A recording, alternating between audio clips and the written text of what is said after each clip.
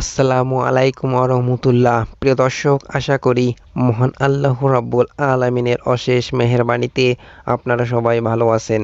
আজকে আমরা আলোচনা করব শাওয়াল মাসের 6 রোজার গুরুত্বপূর্ণ ফজিলত নিয়ে। রমজানের পরে আসে শাওয়াল মাস। এ মাসে ঈদুল ফিতরের বার্তা নিয়ে আসে। রমজানের ফরজ রোজা পালনের পর শাওয়াল মাসে 6টি নফল রোজা রয়েছে। এই রোজা পালনের বিশেষ গুরুত্ব ও ফজিলত রয়েছে। আবু আইয়ুব আনসারী রাদিয়াল্লাহু আনহু একটি হাদিস বর্ণনা করেছেন।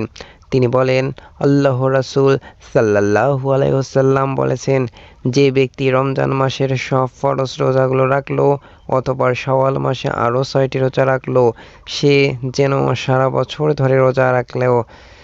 সহিহ মুসলিম হাদিস 1164। শাওয়ালের 6টি রোজার মাধ্যমে রমজানের রোজার শুকরিয়া আদায় করা হয়। যখন কোনো বান্দার আমল আল্লাহ তাআলা কবুল করেন, তখন তাকে অনেক আমলের তৌফিক দেন। সুতরাং এই রোজাগুলো রাখতে পারা রমজানের রোজা কবুল হওয়ার লক্ষণ।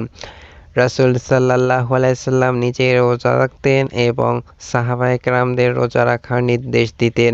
শাওয়াল মাসের এই 6টি রোজা পালন করা রাসূল সাল্লাল্লাহু সাল্লামের সুন্নত।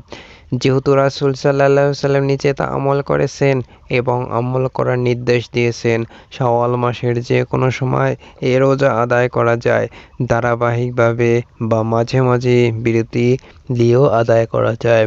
প্রিয় দর্শক, ভিডিওটি ভালো লাগলে ভিডিওটিতে একটি লাইক দিয়ে চ্যানেলটি সাবস্ক্রাইব করে আমাদের পাশেই থাকুন।